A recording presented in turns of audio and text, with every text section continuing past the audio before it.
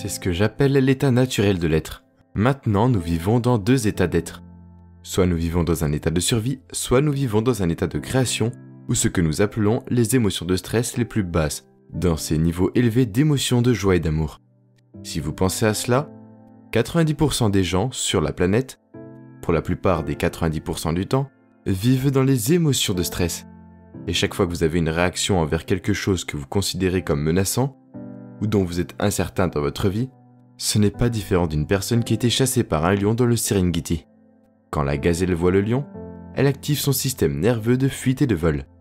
Elle mobilise toute cette énergie pour une urgence. Et quand le corps mobilise toute cette énergie, le cerveau et le corps reçoivent une poussée d'énergie. Et ces produits chimiques sont très addictifs. Maintenant, ces émotions de stress qui sont créées sont exactement les émotions d'agression, de colère, de haine, de jugement, de peur, d'anxiété, de douleur, de souffrance, de désespoir et d'impuissance. Les gens vivent ces états émotionnels 90% du temps. Et ces états émotionnels encouragent l'ego à devenir très égoïste, très impliqué en soi-même, très complaisant, très centré sur lui-même, très égocentrique, plein de pitié pour lui-même. Tout tourne autour du « moi ». Car lorsque la gazelle est poursuivie par le lion, elle ne se préoccupe que de 3 choses. Mon corps, l'environnement et le temps. Donc, quand la gazelle est poursuivie, elle se dit « Je dois prendre soin de mon corps. Mon corps est une priorité.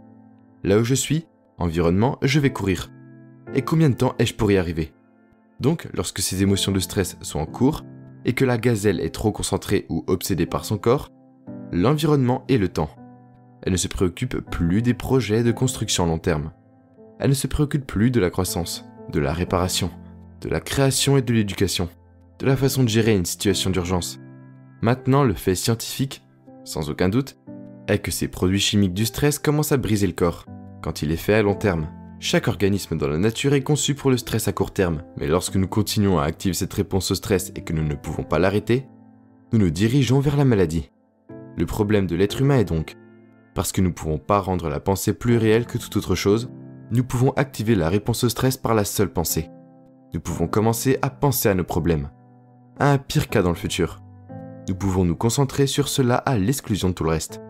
Le cerveau commence à signaler au corps de produire les mêmes produits chimiques, comme si le cerveau était dans cette expérience. Et le corps, c'est-à-dire l'esprit inconscient, ne fait pas la différence entre l'événement réel qui s'est produit dans la réalité et l'émotion que nous fabriquons par la seule pensée. Nous ne pouvons déplier le passé, ni un meilleur souvenir qui est tatoué dans le recoin de la matière grise et qui, comme la plupart, a pris vie et pour nous, c'est réel. Et quand on commence à ressentir ces émotions qui sont liées à l'expérience passée, le corps croit à nouveau à son expérience passée. Et donc les gens commencent à conditionner leur corps, soit à vivre dans le passé, soit à vivre dans le futur. Mais il manque le moment présent. Maintenant, dans cet état où vous êtes amoureux de la vie ou de votre création, et où vous êtes exubérant parce que vous êtes impliqué dans quelque chose, l'ingrédient numéro 1 est que vous devez être absolument présent. Et quand vous êtes présent et que vous n'êtes guidé par aucune de ces émotions de survie, et de ces centres hormonaux qui fonctionnent dans la partie inférieure de votre corps, les glandes surrénales et tous ces centres, il n'y a plus d'énergie dans ces parties. Votre personnalité qui pense et ressent dans le même cycle a disparu. Vous ne pensez plus à ça. Tout d'un coup, une énergie soudaine commence à se déplacer directement dans votre cœur. Ce n'est pas une chose métaphysique, c'est un phénomène psychologique scientifique. Et comme l'énergie se déplace dans votre cœur, et que vous devenez moins analytique, vous devenez moins critique. Parce qu'il est presque impossible d'analyser et de juger quand vous êtes dans un état d'amour. Et quand vous êtes dans un état de joie, votre état d'inspiration est cet état naturel d'être cet état créatif.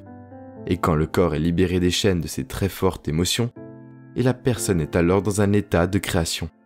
Elle n'est personne, n'est rien, n'est pas un temps.